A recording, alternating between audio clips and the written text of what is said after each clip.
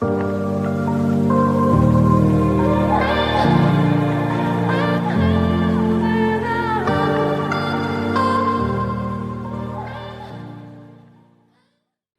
বন্ধুসকল, ৰিতাছ কিচেন অসমলৈ আপোনালোকক স্বাগতম জনাইছোঁ।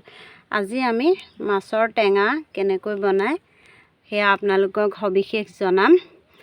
আপোনালোকে সৰু পুঠি মাছৰ মাছ টেঙা জোল বনোৱা জানিবৰ বাবে আমাৰ ভিডিঅ'টি সম্পূৰ্ণকৈ চাই থাকিব আৰু স্কিপ নকৰিব। যদি ভাল লাগে আমাৰ চেনেলটো ছাবস্ক্ৰাইব কৰিব, লাইক কৰিব আৰু কাষতে থকা বেল আইকনটো ক্লিক কৰিব।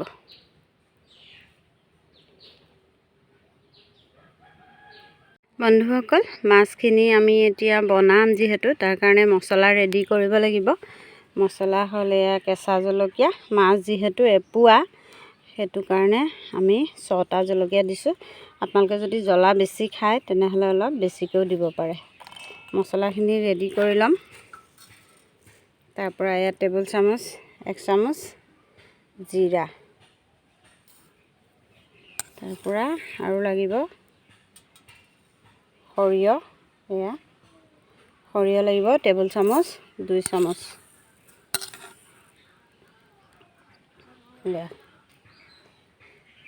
দেখিছে বন্ধুসকল।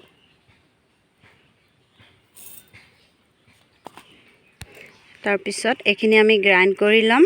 গ্ৰাইণ্ড কৰাৰ পিছত যেতিয়া বনাম তেতিয়া আমি মাছখিনি ফ্ৰাই কৰিম বন্ধুসকল।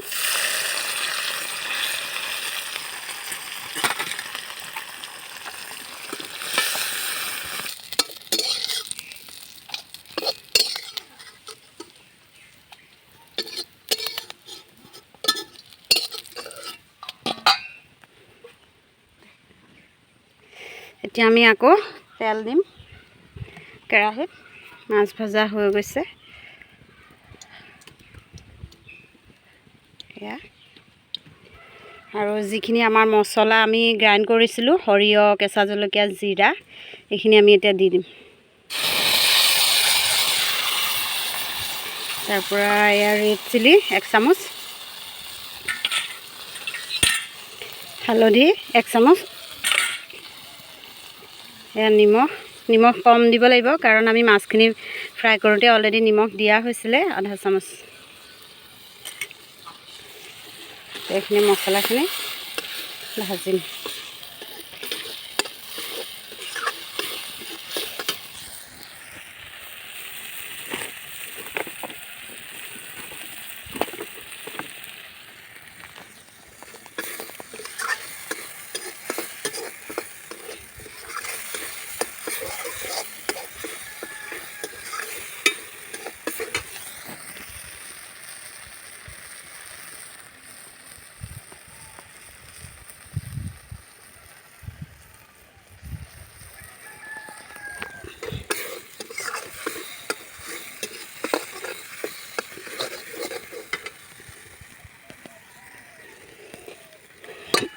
মছলাখিনি এতিয়া প্ৰায় ভজা হৈছে। এতিয়া আমি মাছখিনি এয়া দি দিম ইয়াত।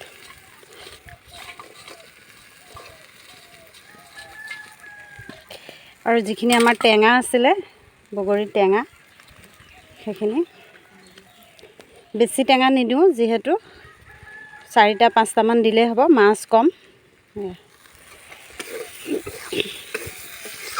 সেইখিনি আকৌ ভজা হ'ব। তলত লাগি নোযোৱাকৈ ভাল ধৰণে ভাজিব লাগিব।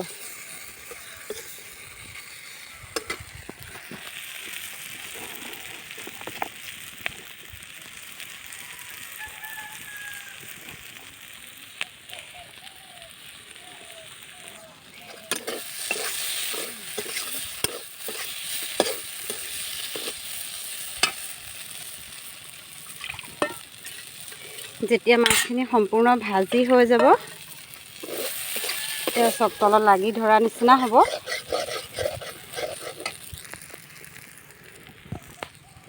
লাগি ধৰা নিচিনা যেতিয়া হ'ব তেতিয়া আমি অলপ সামান্য পৰিমাণৰ জোল দি দিম।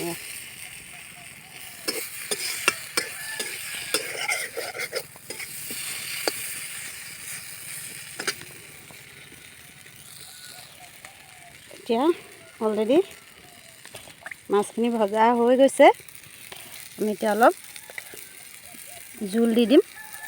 অকল মানে পানীৰ জোল দিয়াৰ পিছত বেছি পানী নাই দিয়া, আমি প্ৰায় 2 কাপ দিছোঁ পানী, চাহৰ কাপৰ সমান। এয়া হৈ গৈছে। এতিয়া আমি চব্জিখিনি নমাম।